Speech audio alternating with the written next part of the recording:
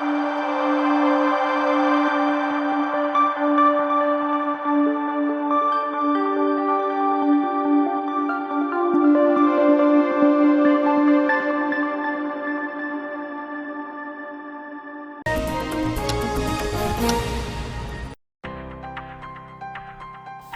la première fois en cette année 2026, la famille Fatélé s'est rassemblée en un seul corps pour magnifier l'Éternel, célébrant les grâces et les faveurs extraordinaires déversées au cours de l'année écoulée.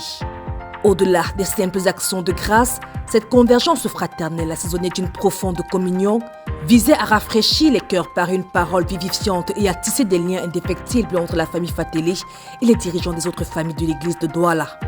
C'est donc ce dimanche 4 janvier 2026, dès 9h, que le centre chrétien de Doximbi a accueilli les frères.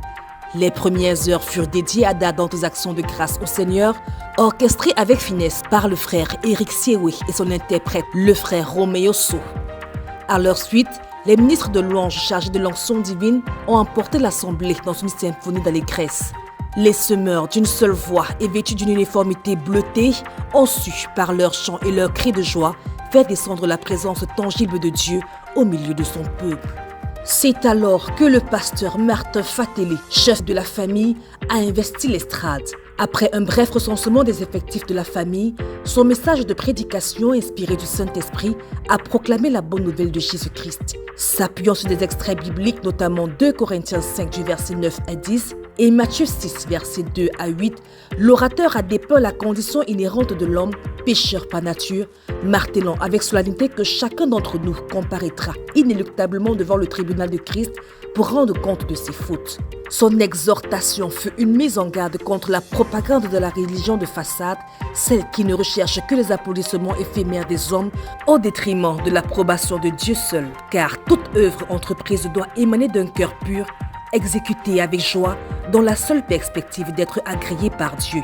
Touchés par cette prédication et répondant à l'appel salvateur de Jésus-Christ, plus d'une dizaine d'âmes ont franchi le pas, offrant leur cœur pour le salut éternel. Le pasteur a également rappelé avec force que toute récompense glanée sur cette terre, motivée par la reconnaissance humaine, annule la rétribution céleste, car l'Éternel n'accorde point 2 couronnes pour la même œuvre. Il a ainsi exhorté les saints à œuvrer inlassablement pour le royaume sans se laisser distraire par la quête des éloges terrestres et des barrières sociales érigées par les familles, les équipes ou tout autre individu. La lecture intégrale de l'Arima 2026 a ensuite donné corps à des paroles prophétiques, interpellant l'Assemblée à croire fermement que Dieu a déjà accompli ce qu'il a déclaré. Ainsi, la chose à faire est de se lancer avec audace dans l'accomplissement de ses desseins, sans jamais se laisser entraver par quoi que ce soit, ni par quiconque. Le point culminant de cette rencontre fut la présentation solennelle des invités d'honneur, les chefs des diverses familles de l'Église. Le fardeau du pasteur Martin Fatélé était clair et visait à connecter chaque membre de la famille Fatélé au corps de Christ tout entier. Il a souligné avec sagesse qu'un pasteur qui se contente de se faire connaître de sa brebis sans l'intégrer au reste du corps de Christ la met en péril. Car en son absence, cette brebis pourrait s'égarer, faute d'avoir connu d'autres pasteurs ou d'autres frères. Nous sommes un corps et c'est en tant que tel que nous devons fonctionner. Brisant de ce fait les barrières entre familles, les dirigeants des différentes familles de l'église de Douala se sont ainsi présentés à l'Assemblée.